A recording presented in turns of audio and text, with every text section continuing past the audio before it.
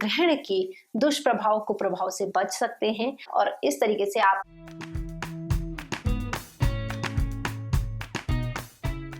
तो दोस्तों, ग्रहण काल स्टार्ट हो चुका है, ग्रहण का सूतक लग चुका है। आज मैं आपको इस वीडियो में ग्रहण से रिलेटेड बहुत महत्वपूर्ण बातें बताऊंगी जो कि प्रेग्नेंट महिलाओं के लिए बहुत ज्यादा जरूरी है। देखिए दोस्तों, ग्रहण की टाइमिंग्स और सूतक जानने से पहले मैं आपको ये बताना चाहती हूँ कि गर्भवती महिलाओं के लिए ग्रहण क्यों महत्व रखता है, यानी कि गर्भवती महिलाओं को इस दौरान अतिरिक्त सावधानियां रखने की क्यों जरूरत पड़ती है। गर्भवती महिलाओं के गर्भ में जो एमनियोटिक फ्लूइड होता है, जो द्रव्य जो होता है बच्चे के चारों ओर होता है, ये जो द्रव होता है, ये द्रव बहुत सारे खनिज लवणों से बना होता है। ये द्रव ठीक उसी तरीके के खनिज लवणों से बना होता है जैसे कि समुद्र का पानी होता है, खारा पानी। तो जब ग्रहण लगता है दोस्तों, तो ग्रहण का सबसे ज्यादा प्रभाव पानी पे पड़ता है। इसीलिए जो प्रशांत महासागर, अटलांटिक महासागर, हिंद महासागर या अन्य महासागर जो होते हैं, इन जगहों पे ग्रहण का असर देखा जाता है। तो ठीक इसी तरीके से ये ग्रहण गर्भवती महिलाओं के गर्भ में जो पानी होता है उस ओर भी अट्रैक्ट होता है। ऐसे में गर्भवती महिलाओं में इसका ज्यादा प्रभाव पड़ सकता है और गर्भ में कहीं ना कहीं इससे बच्चे को दिक्कत हो सकती है। और जैसा कि गर्भवती महिलाएं इस दौरान बहुत अधिक संवेदनशील भी होती हैं, महिलाओं के चारों ओर इस दौरान नकारात्मक प्रभाव भी बहुत ज्यादा बढ़ जाता है।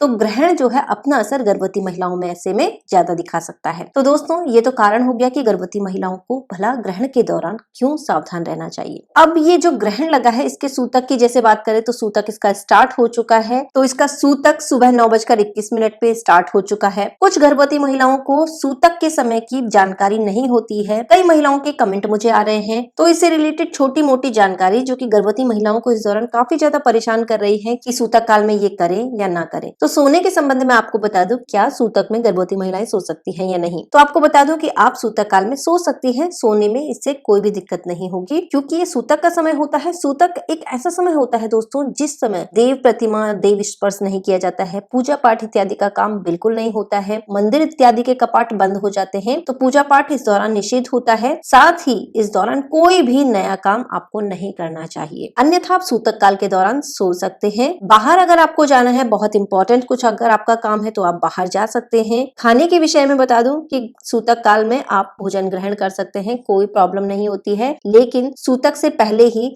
जैसा मैं वीडियो में आपको बताती रहती हूँ कि सूतक लगने से पहले ही खाने पीने की चीजों में आपको तुलसी का पत्ता डाल लेना है। उसके बाद आप इस भोजन को सूतक के दौरान कभी भी खा सकते हैं। तो ये छोटी छोटी बातें गर्भवती महिलाओं को जाननी बहुत ज्यादा जरूरी है। सूतक का समय चल रहा है। इसके अलावा भी एक बहुत जरूरी बात जो कि आपको भी पता होनी चाहिए कि सूतक का समय बच्चों के लिए, बूढ़ों के लिए और बीमार व्यक्तियों के लिए, अगर आप प्रेगनेंसी के दौरान बीमार भी हैं तो आपके लिए ये सूतक, यानी आज का ये जो सूतक है, दोपहर 2:48 पे स्टार्ट होगा। तो सूतक का टाइम मैंने आपको बता दिया है कि सूतक 9:21 से स्टार्ट हुआ है और इसकी समाप्ति सायंकाल 6:18 पे होगी। अब दोस्तों, ग्रहण की बात कर लेते हैं कि ये चंद्र ग्रहण जो है भला कितने बजे लगने वाला है।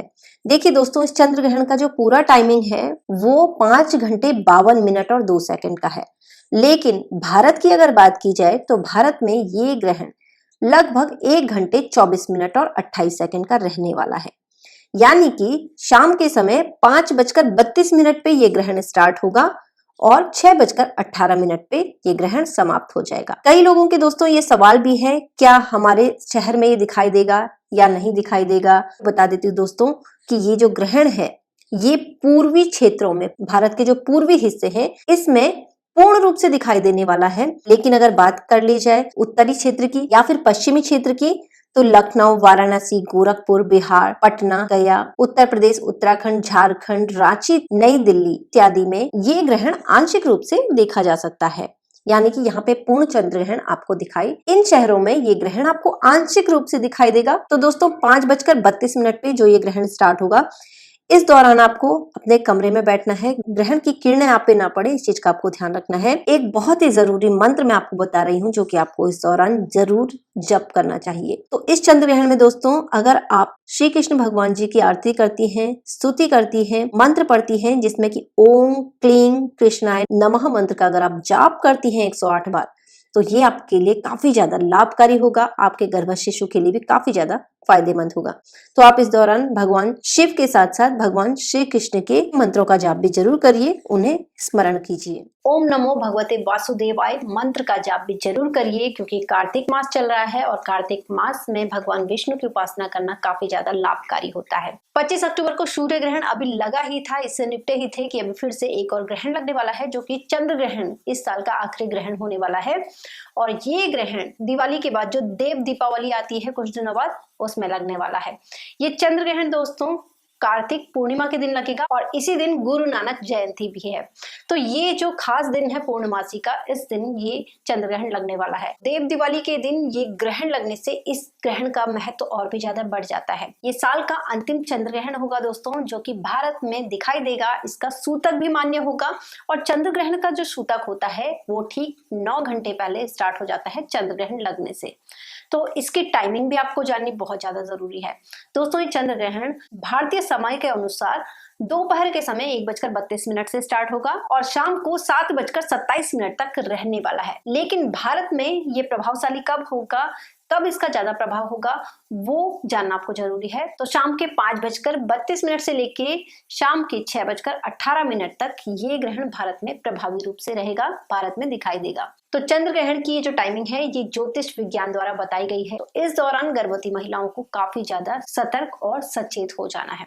चलिए सबसे पहले ये भी जान लेते हैं कि भारत के अलावा ये कौन कौन से देशों में लगने वाला है। तो दोस्तों भारत समेत ये हिंद महासागर में, पैसिफिक अटलांटिक में, एशियाई द्वीपों, ऑस्ट्रेलिया, दक्षिणी पूर्वी यूरोप और साथ ही उत्तरी व दक्षिण अमेरिका में दिखाई देने वाला है। तो चंद्र ग्रहण कब लगता है, जब सूर्य, चंद्रमा और पृथ्वी ठीक एक सीध में ही होते हैं और चंद्रमा और सूर्य के बीच में पृथ्वी आ जाती है, तो ऐसे में चंद्र ग्रहण लगता है। तो ये ब्रह्मांडीय घटना जो है कई बार गर्भवती महिलाओं के लिए नकारात्मक साबित हो सकती है, क्योंकि इस तरीके की जो ब्रह्मांडीय घटना होती है ये वातावरण को दूषित करती है और वातावरण दूषित होने पे इसका सबसे ज्यादा असर गर्भवती महिलाओं पे देखा जाता है, क्योंकि इस दौरान गर्भवती महिलाएं बहुत ही ज्यादा संवेदनशील हो जाती हैं। अब बात करते हैं दोस्तों गर्भवती महिलाओं को इस दौरान क्या क्या प्रिकॉशंस रखने चाहिए। तो दोस्तों जो प्रिकॉशंस आपको सूर्य ग्रहण में रखने होते हैं, जैसे कि खाने पीने की वस्तुओं में सूतक से पहले ही तुलसी का पत्ता आपको डाल देना है, तभी आप इस भोजन को कर सकते हैं। इसके अलावा किचन में चाकू छुरी का काम नहीं करना है, सिलाई कढ़ाई का काम नहीं करना है, किसी तरीके की कटिंग्स वगैरह का काम, नुकीली धारदार चीजों का प्रयोग नहीं करना है, क्योंकि धारदार और नुकीली चीजों का अगर आप इस्तेमाल करेंगे तो ये जो है कहीं ना कहीं आपके गर्भस्थ शिशु को दिक्कत दे सकता है। ऐसा माना जाता है कि गर्भस्थ शिशु के अंग इस दौरान ऐसा करने पे कहीं ना कहीं कट फट सकते हैं। तो इस चीज का आपको जरूरी से ध्यान रखना है। आपको चंद्र ग्रहण को नहीं देखना है, नंगी आंखों से आप ग्रहण की किरणों के सामने या फिर ग्रहण को ना देखें। जितना हो सके बाहर जाने को टालिए, अगर बहुत ज्यादा इंपॉर्टेंट है तभी आपको बाहर जाना चाहिए, क्योंकि दोस्तों ऐसा माना जाता है कि ग्रहण के दौरान अगर आप सूर्य की किरणों के पास आते हैं या फिर आप ग्रहण को देख लेते हैं तो ऐसे में आपके बच्चे के शरीर में लाल लाल चकत्ते पड़ जाते हैं। ये निशान जो है बच्चे के शरीर में रह जाते हैं। ऐसा कमरा आप चूज करें जहाँ पे चंद्रमा का प्रकाश बिल्कुल भी ना आ रहा हो। ऐसे कमरे में रह के आपको अपने पास एक नारियल रखना है। नारियल जो होता है वो वायुमंडल से नकारात्मक प्रभाव को अपनी ओर खींच लेता है और गर्भवती महिलाओं पे इसका बिल्कुल भी प्रभाव नहीं होता है। तो आपको ये काम जरूर कर लेना है। जब ग्रहण समाप्त हो तो इस नारियल को आप जाके कहीं बहते पानी में या फिर मिट्टी खोद के आपको मिट्टी में इस नारियल को दबा देना है। अपने पेट पे तुलसी और चंदन का लेप इस दौरान जरूर लगाएं। आप चाहें तो ग्रहण की काली छाया से बचने के लिए इस दौरान अपने कमरे में अपनी लंबाई के बराबर का एक काला धागा अपने कमरे में कहीं पे भी लटका दीजिए, ताकि ग्रहण की जो नकारात्मकता है वो आप में ना आके इस धागे में समाहित हो जाए। तो ग्रहण अगर अल्पकालीन है, बहुत कम समय का है, तो आप इस दौरान खाना पीना ना खाएं। लेकिन अगर ग्रहण बहुत ज्यादा लंबे समय का होता है तो आपको इस दौरान खाने पीने में तुलसी का पत्ता डाल के ही इसका सेवन करना चाहिए। ग्रहण काल और सूतक के दौरान ही मंदिरों के कपाट बंद हो जाते हैं। घर में आपका जो मंदिर है इसे सूतक के दौरान ही बंद कर दीजिए। तो आपको इस दौरान पूजा पाठ भी नहीं करना है, कमरे में बैठ के आपको मंत्रों का उच्चारण करना है। चंद्र ग्रहण है तो इसलिए इस दौरान आपको शिव चालीसा जरूर पढ़नी चाहिए। महामृत्युंजय मंत्र का जाप आप इस दौरान करिए। ओम नमो भगवते वासुदेवाय मंत्र का जाप भी जरूर करिए, क्योंकि कार्तिक मास चल रहा है और कार्तिक मास में भगवान विष्णु की उपासना करना काफी ज्यादा लाभकारी होता है। तो ये काम आप इस दौरान जरूर करिए। ग्रहण समाप्ति पर आपको नहा लेना है, कपड़ों को चेंज कर लेना है, अपने ऊपर गंगा जल छिड़किए, घर में, घर के मंदिर में आप गंगा जल का छिड़काव करिए। इसके बाद ही आप पूजा पाठ इत्यादि का काम आरंभ कर सकते हैं।